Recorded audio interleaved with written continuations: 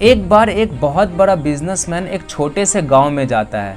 वो एक ऐसी जगह पहुंच जाता है जहां पे उसके सामने एक नदी होती है और नदी के जस्ट सामने गांव होता है। अब उसके पास दो ऑप्शन होते हैं। एक कि वो सड़क के रास्ते उस गांव तक पहुंचे जिसमें करीब करीब 8 घंटे लगेंगे, क्योंकि डायरेक्ट कोई रास्ता नहीं है उस गांव तक जाने के लिए। और दूसरा सिर्फ 20 मिनट लगेंगे, वो नाव में बैठकर उसे नदी पार करना होगा। तो वो अपना टाइम बचाने के लिए नाव में बैठने का डिसीजन लेता है। वो नाव बहुत छोटी होती है जिसमें एक आदमी बैठा होता है जो नाव चला रहा होता है और दूसरी तरफ ये बिजनेसमैन बैठा होता है। थोड़ी देर नाव में बैठने के बाद उस नाव वाले से बिजनेसमैन ने कहा, तुम्हें पता है तुम्हारी नाव में कौन बैठा है?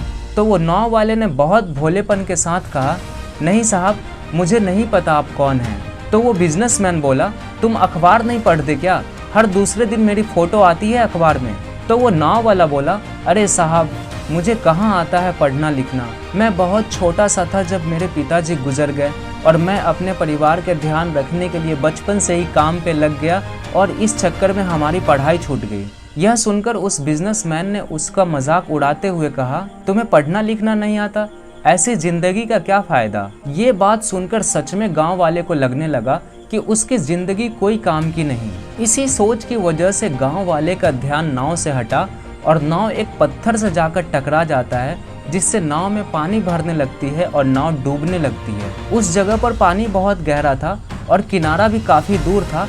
उस नाव वाले को ये समझ आ गया था कि अब इस नाव को बचाने का कोई तरीका नहीं है और वो अपनी जान बचाने के लिए नदी में छलांग मारने ही वाला था।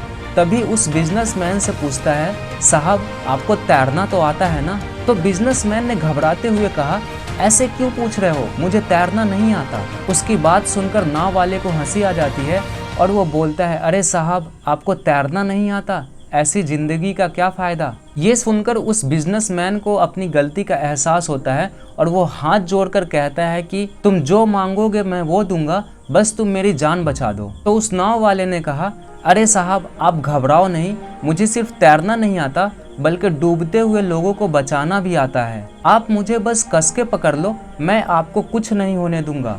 और नाव वाले ने ना सिर्फ अपनी बल्कि उस बिजनेसमैन का भी जान बचाता है।